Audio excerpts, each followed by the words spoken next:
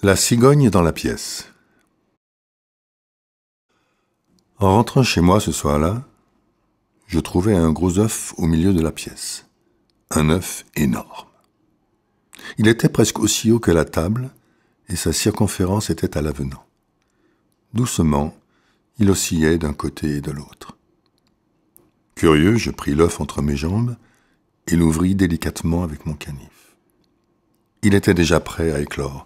La coquille tomba en morceaux, et aussitôt en sortit un oiseau rappelant vaguement une cigogne, mais pas encore couvert de plumes et avec des ailes très courtes qui battaient l'air. « Qu'est-ce que tu viens faire dans notre monde ?» eus-je envie de lui demander, tout en m'accroupissant devant l'oiseau et en regardant bien en face ses petits yeux qui clignaient, apeurés. Mais il s'éloigna et se mit à longer les murs en sautillant, voltant, comme s'il avait mal aux pattes. « Il faut s'entraider, me dis-je en mettant la table et en faisant signe à l'oiseau qui était en train de fourrer son bec entre les 4 livres que je possédais. « Il faut s'entraider, me dis-je en mettant la table et en faisant signe à l'oiseau qui était en train de fourrer son bec entre les quelques livres que je possédais. » Aussitôt, il s'approcha, se posa sur une chaise, manifestement déjà un peu habitué au lieu, et se mit à renifler dans un sifflement les tranches de saucisses que j'avais disposées devant lui. Mais il se contenta de les piquer de son bec pour me les redonner. « Erreur, me dis-je. C'est évident, on ne sort pas d'un œuf pour aussitôt se mettre à manger de la saucisse. Il faudrait ici avoir le savoir-faire d'une femme. » Je l'observais alors attentivement, comme pour deviner, juste en le regardant, ce qu'il avait envie de manger. « S'il est de la famille des cigognes, me dis-je, il aimera sûrement les poissons. Bon, je suis même prêt à lui procurer du poisson, mais pas pour rien. Mes moyens ne me permettent pas d'avoir un oiseau domestique. Si je fais de tels sacrifices, je veux avoir une compensation de valeur équivalente pour les besoins de la vie. C'est une cigogne. Je veux donc qu'une fois devenue adulte et bien engraissée par mon poisson, elle m'emmène dans les pays du Sud.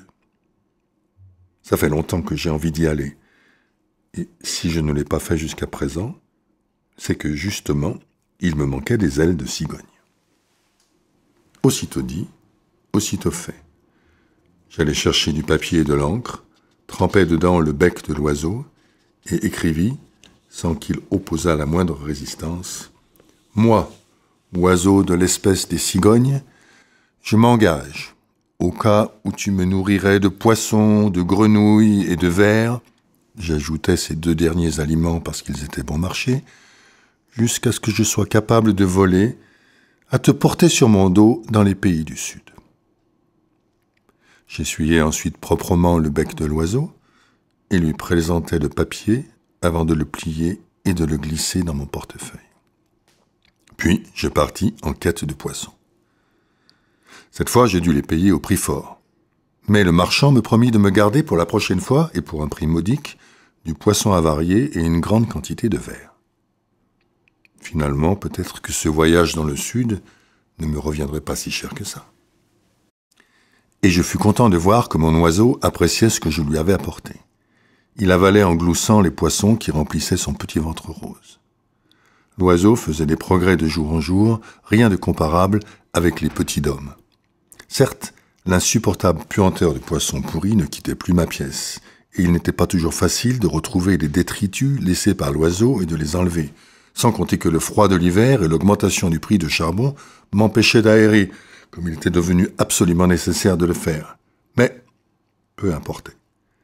Dès l'arrivée du printemps, je voguerais dans les terres vers le sud rayonnant. Les ailes grandissaient, se couvraient de plumes, les muscles prenaient de la vigueur. Il était temps de commencer les exercices de vol. Malheureusement, il n'y avait pas de maman cigogne. Et si mon oiseau n'avait pas fait preuve d'autant de bonne volonté, mes cours auraient été loin de suffire. Mais il comprenait manifestement qu'il devait compenser les lacunes de mes capacités pédagogiques par une attention scrupuleuse et un surcroît d'effort. Nous commençâmes par le vol à partir de la chaise.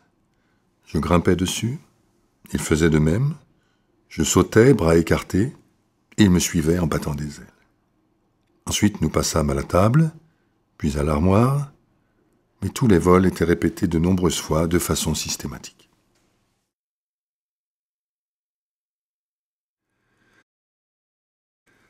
Cette histoire de cigogne et d'homme qui a envie de partir dans le sud n'a jamais été terminée par Kafka.